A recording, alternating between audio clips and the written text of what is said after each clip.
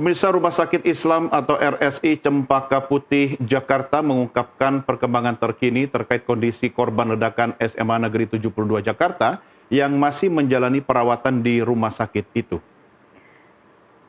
Dan pemirsa, kita akan bergabung dengan Polda Metro Jaya untuk mengikuti rilis perkembangan terbaru dari kasus ledakan yang terjadi di SMA Negeri 72 Jakarta. Berikutnya kami telah memeriksa 18 orang saksi yang terdiri dari para korban, baik para guru dan para siswa, termasuk ABH dan keluarga ABH. Berdasarkan keterangan yang kami himpun, ABH yang terlibat dalam kasus ledakan ini dikenal sebagai pribadi yang tertutup, jarang bergaul, dan dia juga memiliki ketertarikan pada konten kekerasan serta hal-hal yang ekstrim. Selain itu, kami juga bersama Densus 88 Anti Teror telah menganalisis rekaman CCTV, ponsel, serta aktivitas daring ABH yang terlibat untuk mendalami motif dan latar belakang yang bersangkutan. Kemudian dari Bidokes Polda dan Biro SDM Polda Metro Jaya bersama SSD Mabes Polri dan Himpunan Psikologi Indonesia juga telah melaksanakan penanganan medis dan trauma healing bagi siswa, guru, dan keluarga korban dengan pendampingan psikolog yang dilakukan secara berkelanjutan. Kemudian kami juga telah menyediakan posko pelayanan korban pasca ledakan yang berlokasi di Rumah Sakit Islam Cempaka Putih untuk memberikan pendampingan dan bantuan bagi korban. Berdasarkan data terakhir yang kami himpun, total korban akibat peristiwa tersebut tercatat sebanyak 96 orang dengan rincian 67 orang luka ringan, 26 luka sedang, dan 3 orang luka berat. Perlu kami sampaikan bahwa jumlah korban ini mengalami sedikit penambahan dari data awal. Karena beberapa siswa yang baru, ada beberapa yang melaporkan keluhan luka dan gangguan pendengaran setelah beberapa hari kejadian. Kemudian dapat kami sampaikan juga bahwa seluruh korban telah mendapatkan perawatan medis di sejumlah fasilitas kesehatan, yaitu Rumah Sakit Islam Cempaka Putih, Rumah Sakit Yarsi, Rumah Sakit Pertamina, Balai Kesehatan Lantamal, Puskesmas Kelapa Gading, dan Rumah Sakit Polri. Dari total 96 korban per tanggal 11 November tahun 2025 pukul 15.30 WIB, dapat kami sampaikan bahwa 68 orang diantaranya telah diperbolehkan pulang. Sedangkan 28 orang lainnya masih menjalani perawatan dengan rincian 13 orang di Rumah Sakit Islam Cempaka Putih, 1 orang di Rumah Sakit Polri, dan 14 orang di Rumah Sakit Yarsi. Sedangkan seluruh korban di Rumah Sakit Pertamina, Balai Kesehatan Lantamal, dan Puskesmas Kelapa Gading sudah diperbolehkan pulang. Rekan-rekan media yang saya hormati, selanjutnya kami akan melakukan pendalaman hasil penyelidikan dan pemeriksaan saksi-saksi, termasuk pemeriksaan forensik tambahan terhadap bahan peledak serta analisis digital terhadap perangkat milik pelaku. Untuk saat ini, demikian yang bisa saya sampaikan sebagai pembuka. Nanti penjelasan selengkapnya akan disampaikan oleh tim yang hadir pada kesempatan sore hari ini. Mungkin Pak Kabid Humas silakan disampaikan. Terima kasih Bapak Kapolda. Tadi rekan-rekan sudah kita simak bersama pembukaan dari Bapak Kapolda Metro Jaya secara runtun dan komprehensif. Kita akan mendengarkan bersama penjelasan dari Satuan Kerja Kepolisian yang bekerja menangani perkara ledakan di lingkungan SMA 72 Kelapa Gading. Kami beri waktu kepada pihak Brimob untuk sterilisasi bisa menjelaskan?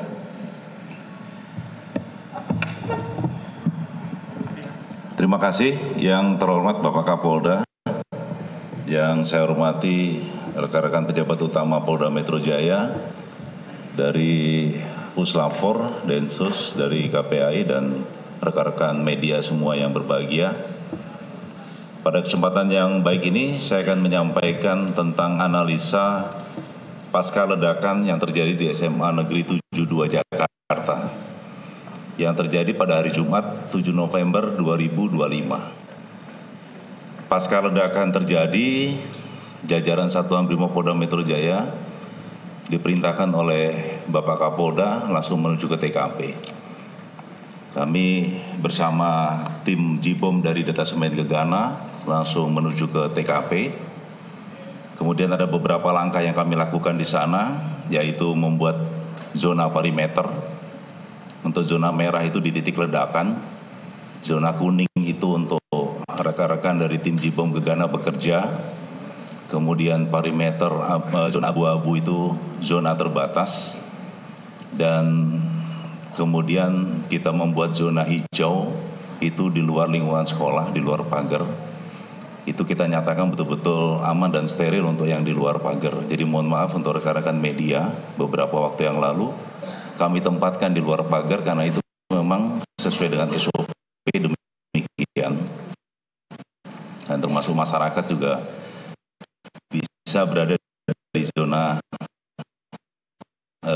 hijau tersebut. Yang kami lakukan yaitu mengumpulkan informasi di TKP, kemudian melaksanakan sterilisasi untuk mencari secondary device atau bomnya masih aktif. Kemudian kami lakukan penjinakan bom yang masih aktif dan mengamankan bahan peledak di TKP, kemudian melakukan observasi di tempat kejadian ledakan, kemudian melakukan sterilisasi ulang untuk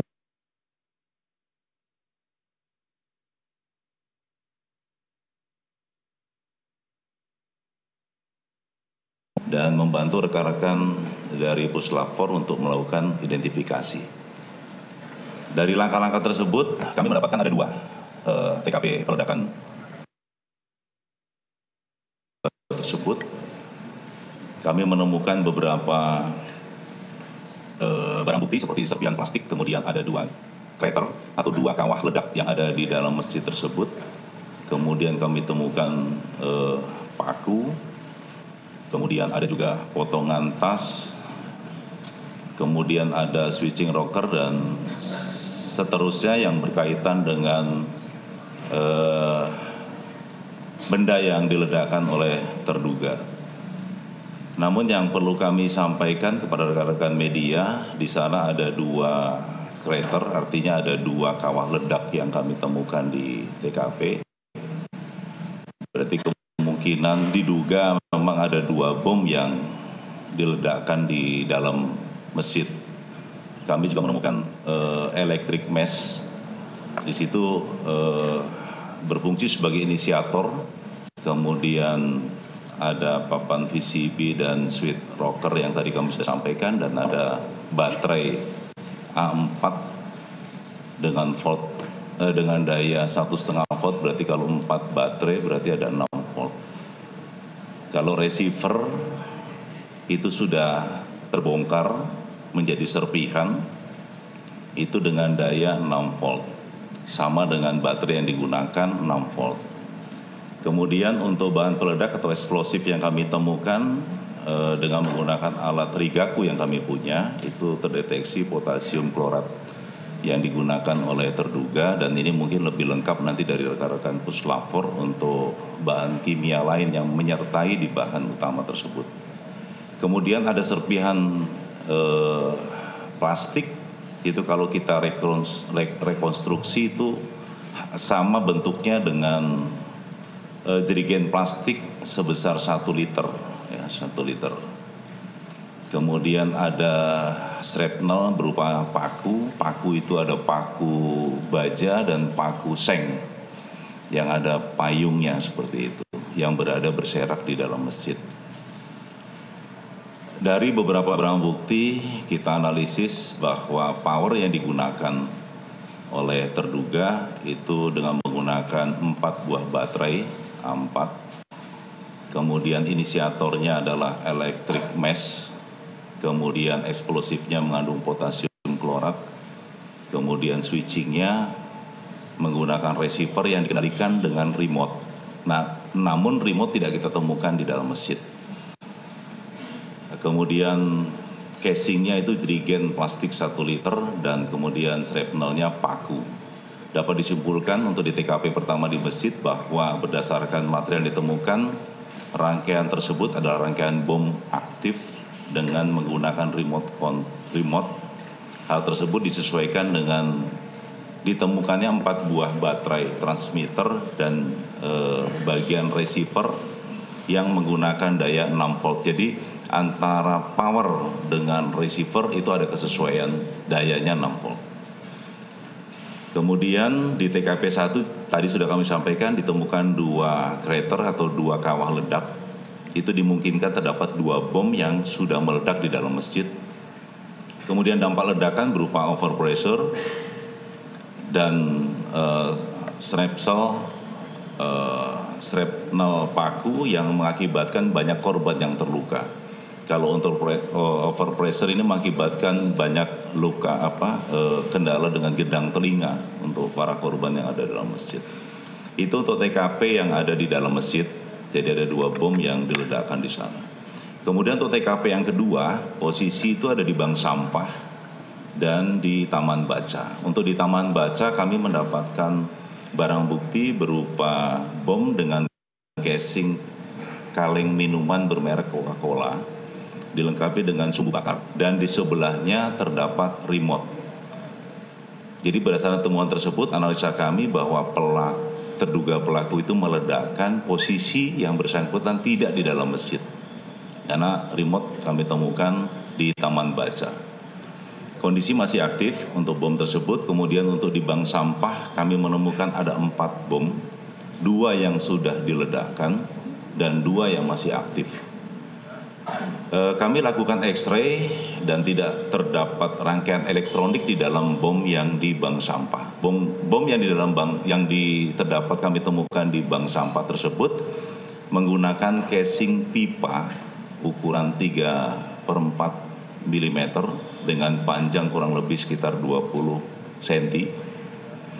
Itu untuk yang 2 sudah meledak. Itu namun tidak sempurna meledaknya, jadi tutup casing yang meledak, namun casing pipanya tetap utuh, ya, tetap utuh. Dan 2 yang masih aktif sudah kita, karena kami tahu tentang cara teman-teman dari Jibom untuk melakukan pembongkaran bom secara manual karena tidak ada rangkaian elektronik, sehingga kami temukan di sana. Untuk powernya adalah sumber api, inisiatornya itu sumbu bakar, firework. Jadi kalau tidak dibakar ya bom itu tidak meledak. Namun yang 2 itu dibakar oleh terduga pelaku.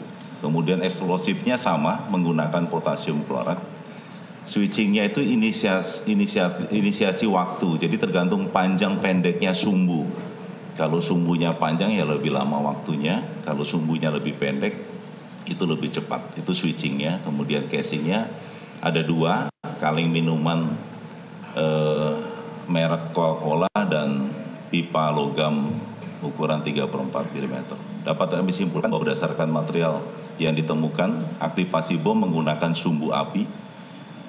Kemudian yang di Taman Baca ditemukan 1 bom bakar dengan casing kaleng minuman bermerek Coca-Cola dengan kondisi masih aktif dan saat ini sudah diamankan oleh Detasemen Gegana Satbrimo Polda Metro Jaya untuk barang bukti tersebut. Kemudian di bank sampah itu ditemukan 2 yang sudah meledak dan 2 yang masih aktif. Itu pun yang masih aktif sudah kita amankan di markas Gegana Satbrimo Polda Metro Jaya.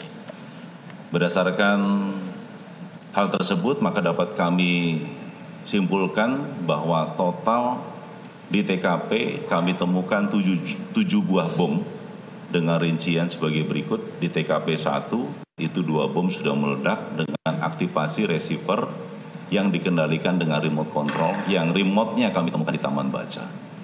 Kemudian di TKP kedua ditemukan 2 bom sumbu bakar dengan casing pipa 3/4 inci, kondisi sudah meledak namun tidak sempurna atau low order sehingga hanya tutupnya saja yang hancur. Nah, ini berkesesuaian juga dengan terduga ada bagian tubuhnya yang luka di sana. Kemudian 2 bom sumbu bakar dengan casing pipa logam 3/4 inci, kondisi masih aktif. Dan 1 buah bom sumbu bakar dengan casing kaleng minuman merek Coca-Cola juga kondisi masih aktif.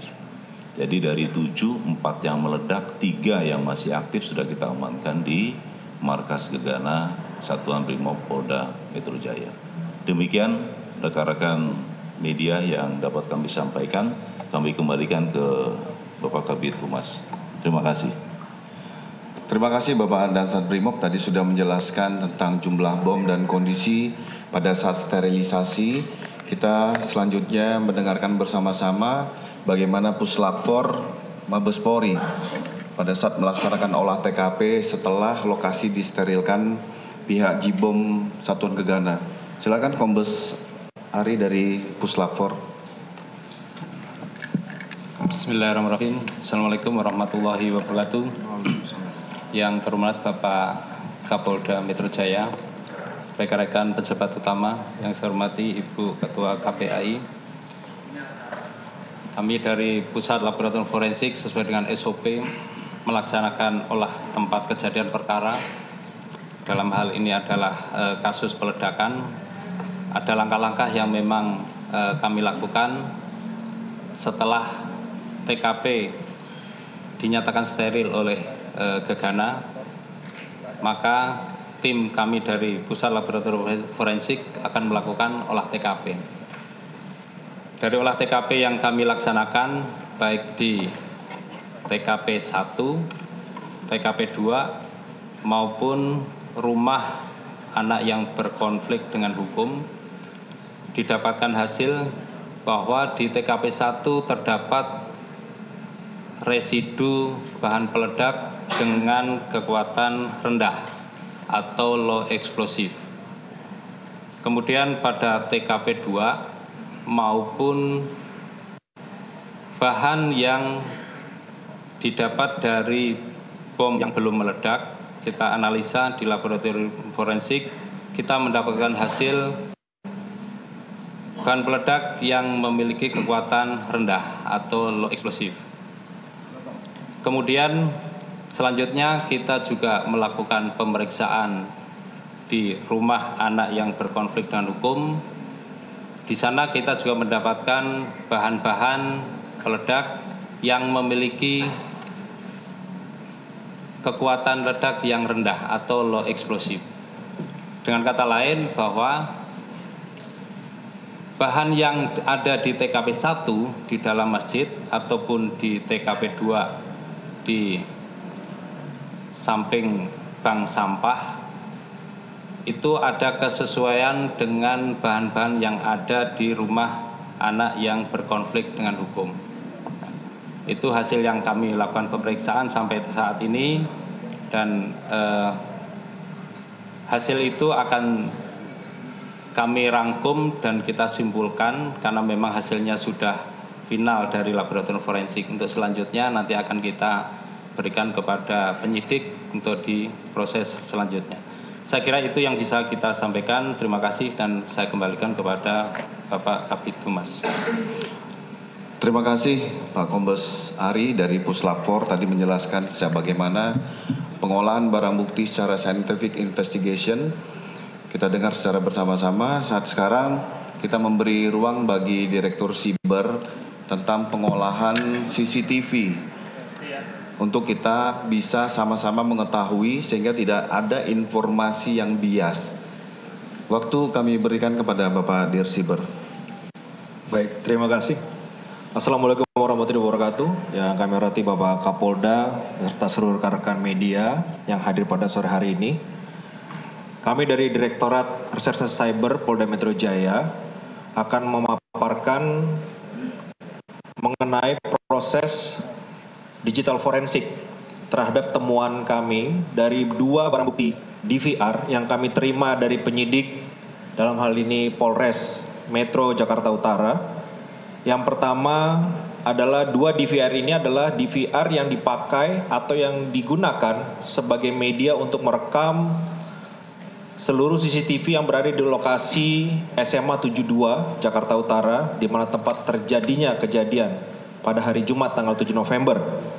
Yang pertama adalah CCTV dengan merek Hilux, itu berupa 1 buah DVR, dan di dalamnya itu terdapat 1 buah hard disk merek Seagate, kapasitas 2 TB, terdapat 16 channel yang tersimpan di dalam DVR tersebut. Kemudian yang kedua, CCTV dengan merek Hikvision, ini terdapat 1 buah hard disk merek Seagate, kapasitas 4 TB, dan di dalamnya terdapat 32 channel kamera yang ada. Kemudian lanjut bahwa di dalam proses ini kami juga mengadakan proses yang dinamakan kalibrasi waktu atau penyesuaian waktu, di mana untuk DVR dengan merek Hilux itu menggunakan sistem waktu atau time system UTC ya. Jadi UTC itu Time Coordinated Universal plus 08 yang tersimpan secara sistemnya. Tetapi secara real time device tersebut sebenarnya adalah mengikuti UTC plus 07. Dalam hal ini lebih daripada 1 jam real time-nya. Kemudian yang kedua, DVR Hikvision, itu kami melakukan kalibrasi waktu. Sistem yang terdaftar atau yang tercatat di dalam DVR tersebut adalah UTC 07, sementara real time-nya adalah kurang daripada 5 menit. Jadi nanti kami akan jelaskan di dalam perkembangannya.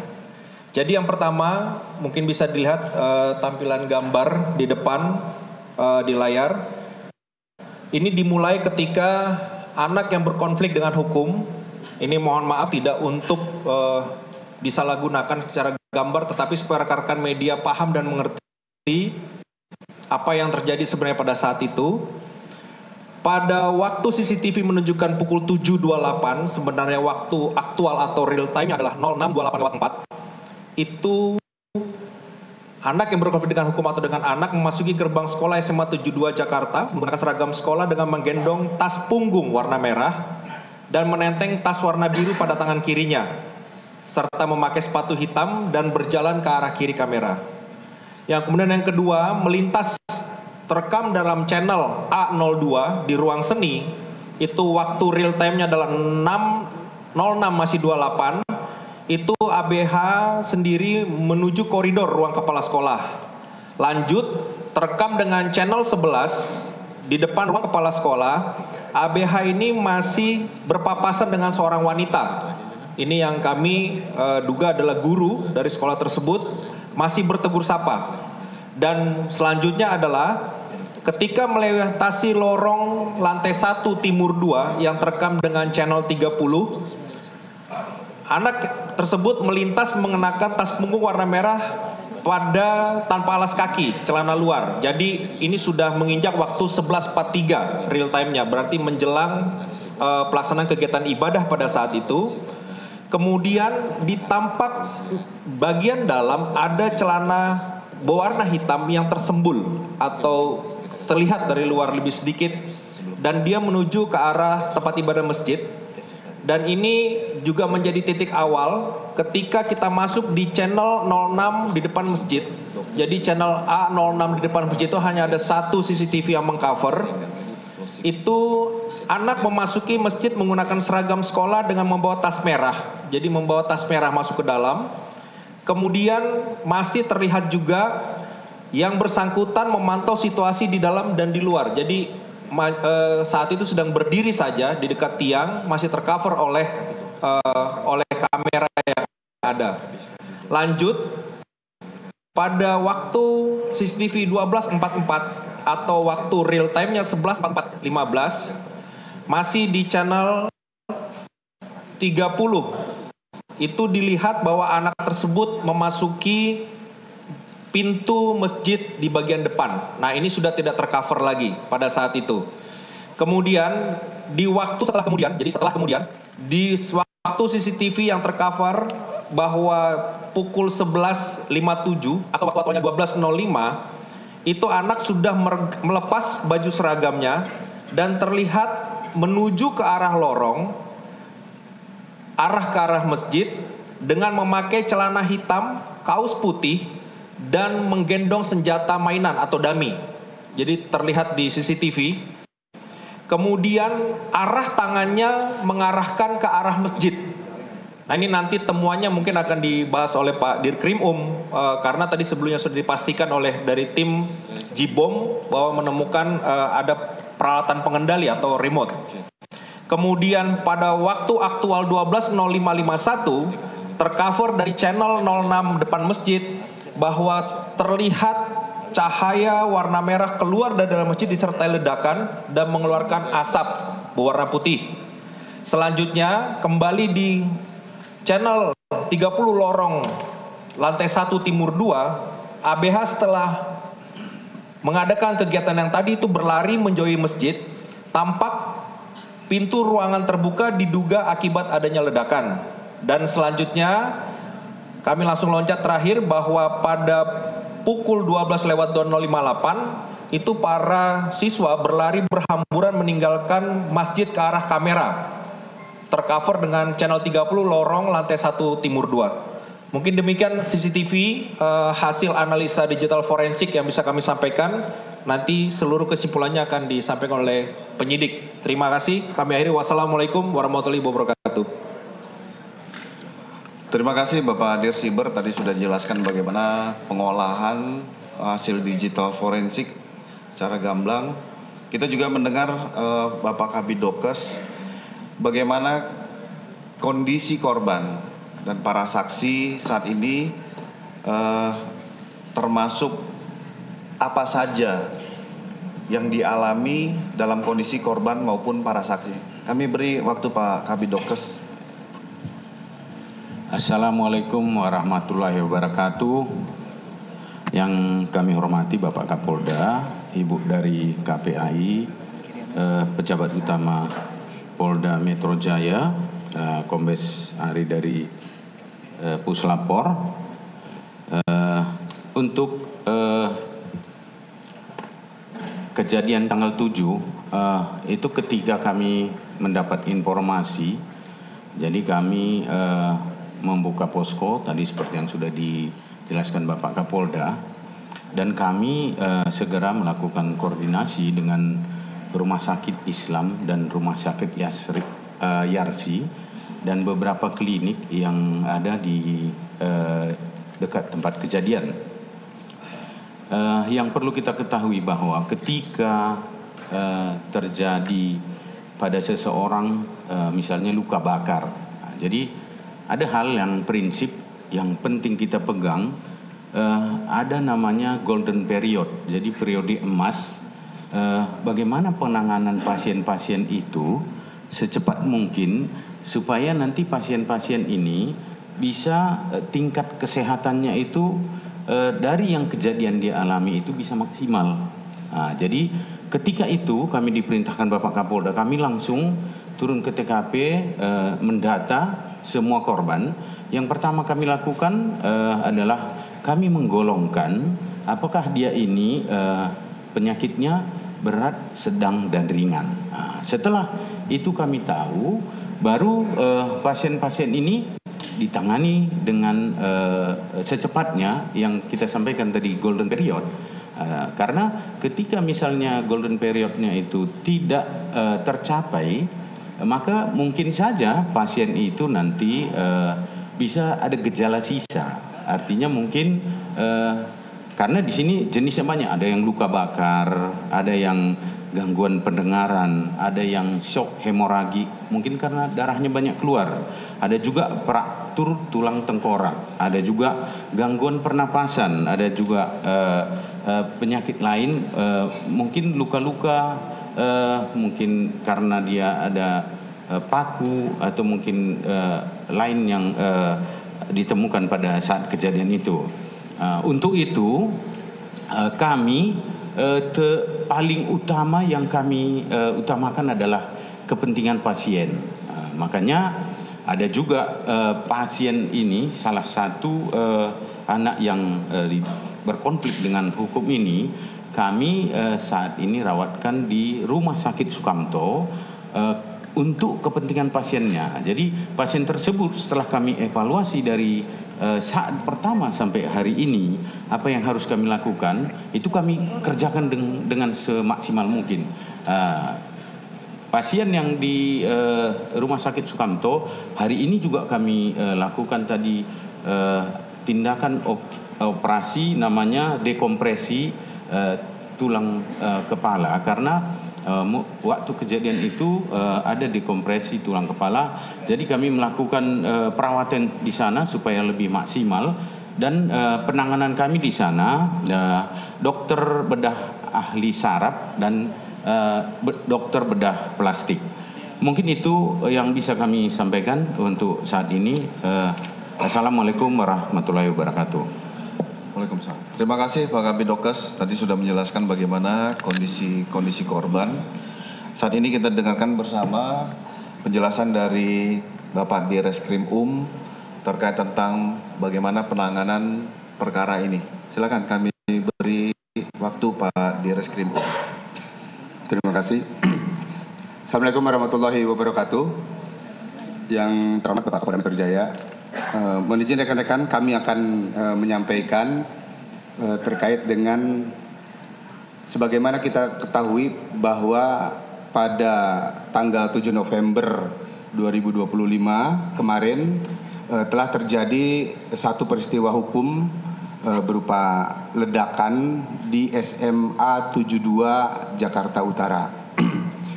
Pasca terjadi ledakan tersebut, selanjutnya kami dari tim penyidik Direktorat Reserse Kriminal Umum Polda Metro Jaya melakukan langkah-langkah penyelidikan dalam upaya penyidikan terhadap peristiwa hukum tersebut. Beberapa petunjuk, alat bukti, dan keterangan saksi sudah kami kumpulkan. Kemudian terhadap petunjuk dan bukti-bukti yang ditemukan, baik itu di TKP pertama maupun di TKP kedua, selanjutnya kami lakukan uji laboratoris di Laboratorium Kriminal Forensik Polri.